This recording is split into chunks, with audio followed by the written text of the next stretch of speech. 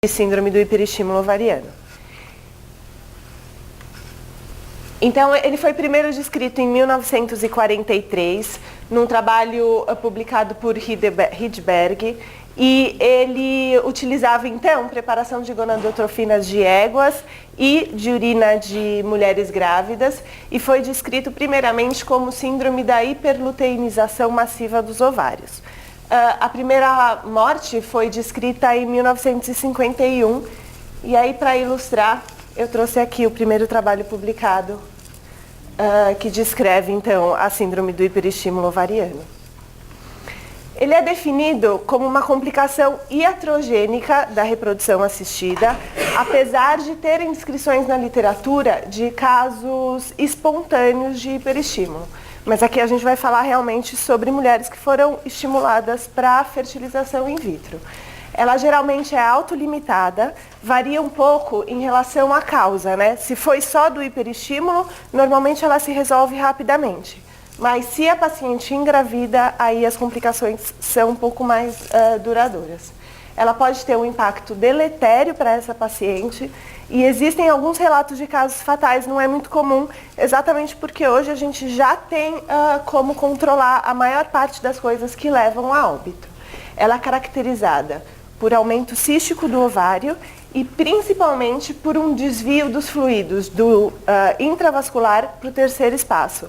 É isso que causa a maior parte dos sinais, dos sintomas e das alterações relacionadas ao hiperestímulo.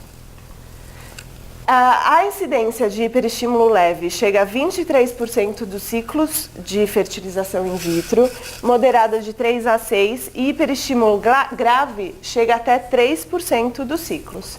E aí a gente tem essa mortalidade estimada de uma morte a cada 100 mil ciclos, mas ela é estimada, realmente as pessoas não relatam muito na literatura mortes relacionadas ao hiperestímulo. A fisiopatologia do hiperestímulo tem como marca registrada o aumento da permeabilidade capilar, que vai levar então ao extravasamento de fluidos do intravascular para o terceiro espaço. Então, causando ascite, derrame pleural. A gente vai conversar um pouquinho sobre os sinais e sintomas um pouquinho mais para frente. Já existiram vários trabalhos tentando explicar como esse fluido sai do intravascular e vai para o terceiro espaço. Então, quais são as principais causas disso? Alguns trabalhos falaram antigamente, hoje a gente já entende um pouquinho melhor isso, que era o aumento do estrógeno circulante que causava isso. Tem alguns outros trabalhos que falam que o fluido rico em proteínas, secretado pelos ovários e pelo peritônio, é a principal causa. Tem descrição também de aumentos de pró-renina e renina no líquido folicular, causando então essa alteração de permeabilidade. E existe também algumas coisas descrevendo uma alteração relacionadas à angiotensina. Todas essas partes da fisiopatologia, antes a gente pensava que eram causas do hiperestímulo. Agora a gente entende que isso são principalmente consequências dele. A principal causa é o aumento do VEGF. O VEGF, que é Vascular Endothelial Growth Factor, ele é uma citocina angiogênica que é produzida no líquido folicular. E, pelo aumento do FSH circulante e aumento do LH circulante, ele aumenta a sua expressão, aumenta a quantidade e muda a permeabilidade capilar, principalmente pela alteração da própria anatomia do vaso. O VEGF, além do FSH e do LH, a outra principal molécula que estimula a produção do VEGF é o HCG. E isso é importantíssimo, porque é só entendendo isso que a gente entende as principais coisas que a gente pode fazer para evitar que esse hiperestímulo evolua e chegue nas formas mais graves dele. Então, entendendo isso, aqui a gente tem uma figura que foi publicada na Fertility em 2010, que mostra mais ou menos a fisiopatologia.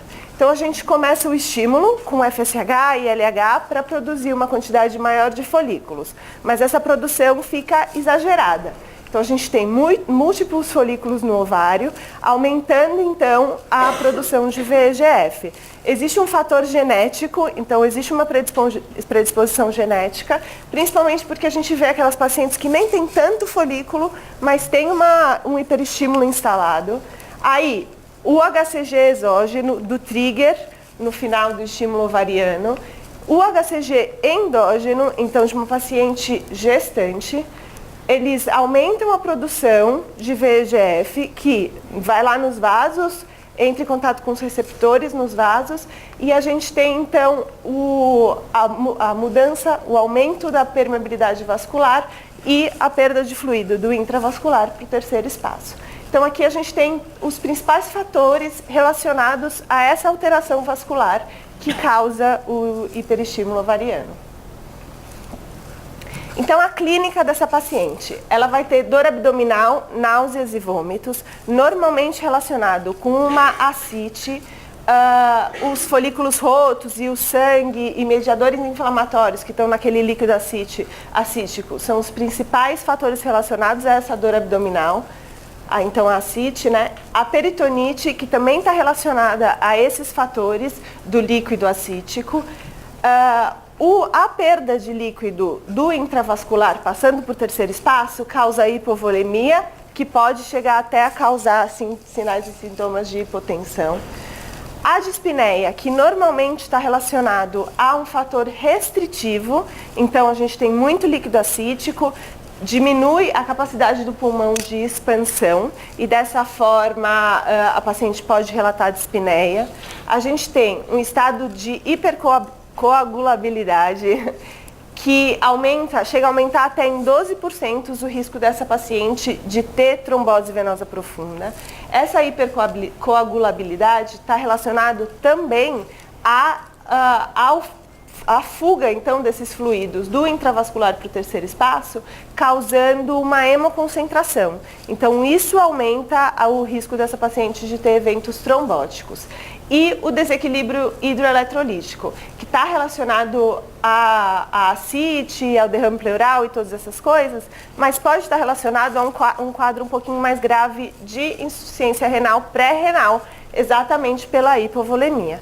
Então, a clínica, ela varia muito, desde coisas relativamente simples e comuns em pacientes que foram submetidas à estimulação ovariana, até casos um pouco bem mais graves, na verdade, com risco maior de trombose e de insuficiência renal nessas pacientes. E o hiperestímulo, ele pode ser classificado de duas formas. Ele pode ser classificado em relação ao tempo da sua apresentação e instalação e à gravidade dos seus sintomas. Em relação ao tempo, ele pode ser precoce, que é até 9 dias depois do trigger, e normalmente está relacionado ao uso exógeno de HCG para o próprio trigger.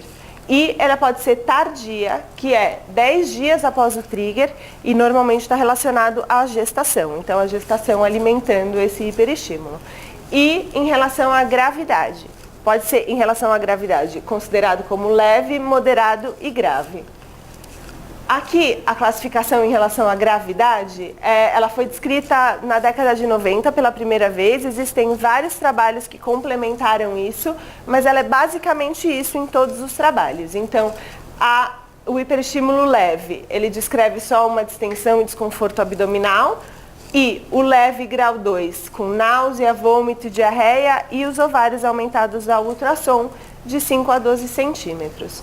O hiperestímulo moderado é o grau 2, com ascite a ultrassom, e o grave, o grau 3, com evidência clínica de ascite, descrição de hidrotórax, derrame pleural, que também normalmente é relacionado ao volume da ascite, então o próprio líquido acítico derrama para o pulmão, e queixas de dispneia, muitas vezes por conta desse hidrotórax. E o grau 5, que é o grau 4, e aí a gente já tem bem mais alteração, principalmente laboratorial. Então tem uma hemoconcentração, alteração de coagulação e redução da perfusão renal, causando insuficiência renal pré-renal. E aí a gente vai falar sobre como a gente vai manejar essa paciente. A gente divide o manejo de uma paciente com hiperestímulo em 3 fases. A principal delas, e a que a gente tenta utilizar mais na clínica, é a predição. Então, a gente tenta prever as pacientes que têm um risco de hiperestímulo e, dessa forma, não deixar o hiperestímulo se instalar. A gente vai falar também sobre prevenção primária e secundária. Essa parte da prevenção é a parte que as meninas vão apresentar, então, a revisão da Cochrane. E a gente vai falar um pouco sobre o manejo depois que a paciente já teve hiperestímulo, que é um momento que a gente espera não chegar muitas vezes, mas que também é importante entender o que precisa ser feito. Então, começando com a predição. Então, quais são os principais fatores de risco para essa paciente desenvolver síndrome de hiperestímulo ovariano? Então, são pacientes jovens com uma reserva ovariana grande, né, preservada, geralmente com IMC mais baixo. Então, pacientes magras. A síndrome dos ovários policísticos, ela é um dos fatores de risco. A gente vê muitas pacientes que não respondem com baixas doses de gonadotrofina e que tem ovário policístico, mas aí quando a gente faz doses mais altas, ela acaba hiperestimulando. Então, a síndrome dos ovários policísticos é um fator importante de risco para ter síndrome do hiperestímulo ovariano. Pacientes com contagem de folículos pré-antrais maior do que 10 folículos em cada ovário no ultrassom basal, que tenham FSH menor do que 6 ou AMH maior do que 4. Então, todas essas coisas são fatores mostrando reserva ovariana, né? Então, pacientes que têm uma boa reserva ovariana, que tem várias coisas que mostram, que apontam isso, são pacientes sempre com risco para ter síndrome do hiperestímulo ovariano. O uso de altas doses de gonadotrofina durante a indução. E aí a gente tem o estradiol com maior do que 3.000 picogramas por ml ou um pico súbito desse estradiol. Aqui a gente não mede estradiol de rotina, né? Então a gente não vê isso acontecendo. Geralmente, muitas vezes quando a gente tem alguma dúvida em relação ao quadro ultrassonográfico, a gente acaba pedindo estradiol também para documentar essas pacientes com hiperestímulo. Mas o aumento repentino do estradiol também é um fator de risco para a síndrome do hiperestímulo ovariano. E todas as pacientes que têm uma história prévia de hiperestímulo também têm risco disso acontecer novamente, disso se repetir. Aí a gente volta para o estradiol, né? O estradiol foi descrito, então, como causa de hiperestímulo em trabalhos anteriores, mas hoje a gente já sabe que esse aumento, muitas vezes, é consequência do número grande de folículos que essa paciente tem no ovário.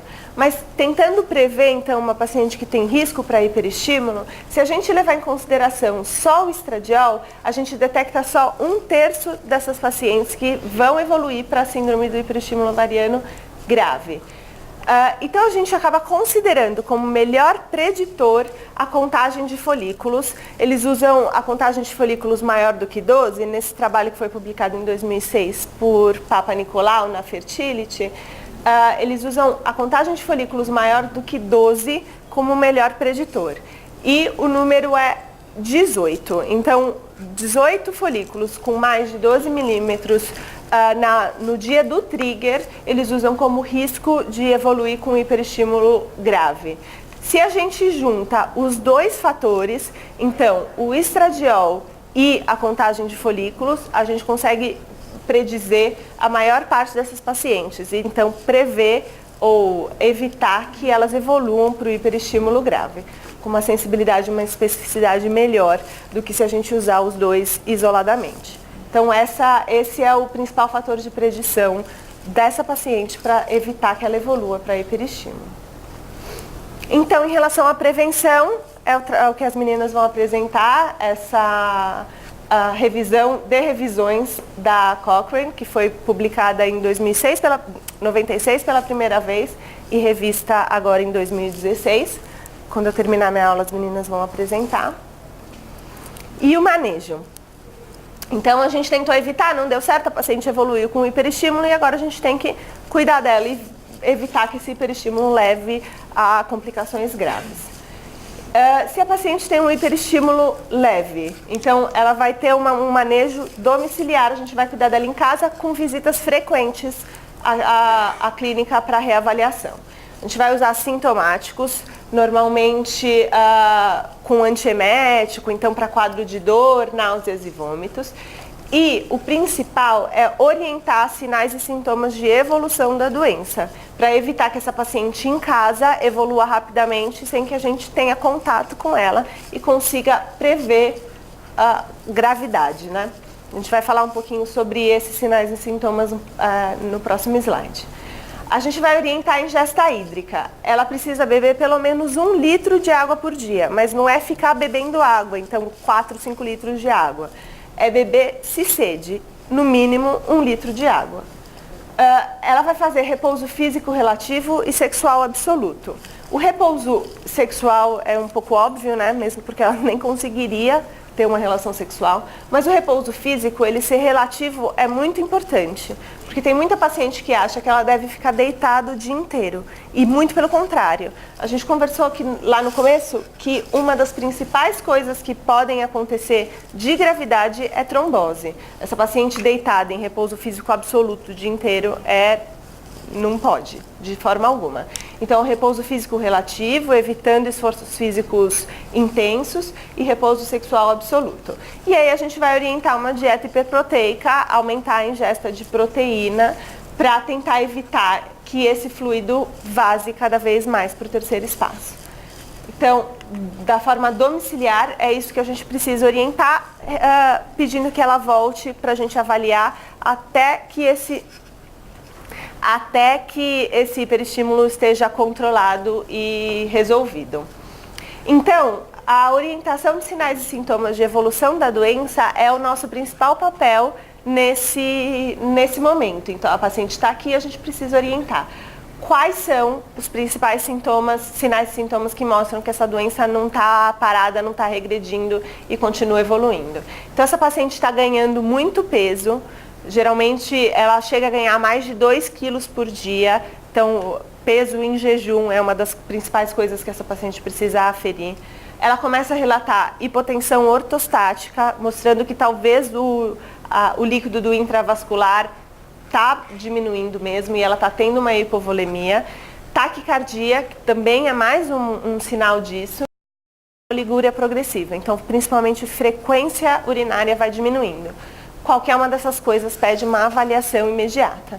Então, qualquer uma dessas queixas, ela precisa ser avaliada porque ela pode não ter mais um hiperestímulo leve e aí o manejo precisa ser um pouquinho mais intenso. No hiperestímulo moderado e grave, que ela precisa de internação hospitalar. O que precisa? Então, a paciente foi internada, ela precisa ser monitorizada frequentemente, não é monitorização contínua, é intermitente, mas frequente. Ela precisa avaliar o peso diário em jejum e a medida de circunferência abdominal para avaliar a CIT e a evolução disso. Precisa ser feito um balanço hídrico rigoroso, então tudo que entra, tudo que sai, anotadinho. E exames que são solicitados com frequência diária, muitas vezes, como hemograma, ou a cada 2 ou 3 dias. Então, ultrassom e raio-x de tórax, para medir exatamente a CIT e derrame pleural. Hemograma, para a gente ver algum sinal de infecção. Lembrando que essa paciente com líquido acítico está com um risco maior de ter infecção.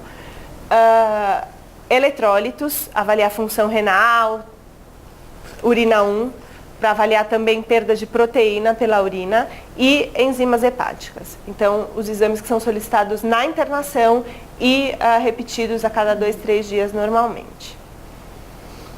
E aí vem a reposição hídrica. A reposição hídrica, então, se feita da forma incorreta, pode estimular muito mais. O líquido não adianta, ele não fica no intravascular. Então, tudo que você dá para ela, endovenoso, via oral, se você não está controlando a parte da homeostase, ele vaza. Então a gente faz uma hidratação inicial em bolos de 1000 ml e depois disso o que precisa é fazer o balanço hídrico da forma correta para manter o volume urinário. Então a hidratação, depois dessa hidratação inicial, para melhorar um pouquinho, ela precisa ser principalmente para manter o volume urinário de 20 a 30 ml hora. Está mantendo isso, não precisa aumentar o aporte de reposição hídrica. É feito uso de albumina, então, para tentar consertar isso, para tentar parar de vazar esse líquido para o terceiro espaço. Acho que a albumina é uma das coisas que a gente mais tem dificuldade quando interna a paciente, a depender principalmente do hospital que ela foi internada, porque não é padrão na maior parte dos hospitais, mas ela é extremamente importante. O uso de diuréticos também, a princípio, é totalmente contraindicado. Essa paciente já está hemoconcentrada, já não tem líquido no intravascular. Se a gente der o diurético, não é o líquido acítico que vai embora, é o que está dentro do vaso. Então, o cuidado do diurético é principalmente com a hemoconcentração. Então, está consertada a hemoconcentração, ela já está com o hematócrito abaixo de 38%, já dá para a gente utilizar o diurético se for necessário. E outra coisa importante, porque é o que acaba levando essas pacientes a óbito, é a profilaxia para trombose com enoxaparina, e isso é extremamente importante também. Essas pacientes muitas vezes estão restritas ao leito e não estão conseguindo se mexer, e aí a enoxaparina é muito necessária num quadro grave. E a cudocentese, que podem aliviar então a pressão do líquido acítico, ela é indicada nos casos de ascite tensa e dolorosa. E o comprometimento respiratório, como eu falei, normalmente o comprometimento respiratório é secundário ao próprio líquido acítico derramando no pulmão. Então, se a ascite está grande e tem comprometimento respiratório, a paracentese e a cudocentese são interessantes nesse caso. Tem vários trabalhos que mostram uma melhora importante do fluxo sanguíneo renal depois da paracentese. Então, para pacientes com uma oligúria, refratária à reposição hídrica, refratária aos outros tratamentos, a paracentese e a cudocentese têm uma importância grande. E na tentativa de prevenir evolução. Aqui a gente acaba fazendo até bastante pela facilidade que a gente tem. Já vi várias pacientes vindo aqui para fazer no centro cirúrgico, até a Juscelene a gente fazia com ultrassom portátil no hospital. Então, os trabalhos acabam, eu citei um aqui, mas tem alguns que acabam citando isso como uma ferramenta importante para prevenir evolução e principalmente para evitar, para trazer uma resposta um pouco mais rápida, um pouco corrigindo então os principais sintomas do hiperestímulo. Então, a paracentese e a cudocentese, essa intervenção ativa tem um papel bem importante nesses casos de hiperestímulo grave. E aí, a última coisa que eu queria conversar, e aí eu queria a opinião de todo mundo, é a qualidade ocitária. Muitas vezes a gente acaba falando para as pacientes que o hiperestímulo, os seus embriões não foram tão bons, o hiperestímulo traz mesmo uma redução da qualidade ocitária, e aí eu fui procurar ativamente o que tem na literatura descrito sobre qualidade ocitária e síndrome de hiperestímulo ovariano. E aí eu achei 2 trabalhos, não tinha muita coisa mesmo, mas eu achei 2 trabalhos. Esse, que já é um pouco antigo, é de 97, ele diz que as pacientes que evoluem para a síndrome do hiperestímulo ovariano têm uma qualidade e uma maturidade inferiores, com uma redução da taxa de fertilização, mas sem redução do número de embriões transferidos e sem redução de taxa de gravidez. E na discussão do trabalho, ele diz, será que isso tudo acontece porque a gente tem muitas pacientes com ovário policístico que evoluem para hiperestímulo e que a própria redução da qualidade do ovário policístico está relacionado com a qualidade do ósseo dessas pacientes com hiperestímulo? Então, é essa a questão que ele traz. Mas aí, um trabalho mais recente, de 2004, mostrou que não houve nenhuma alteração na qualidade, maturidade, taxa de gestação, nem nada. Independente de ter ou não SOP, e que é tudo igual, que não faz a menor diferença. E aí?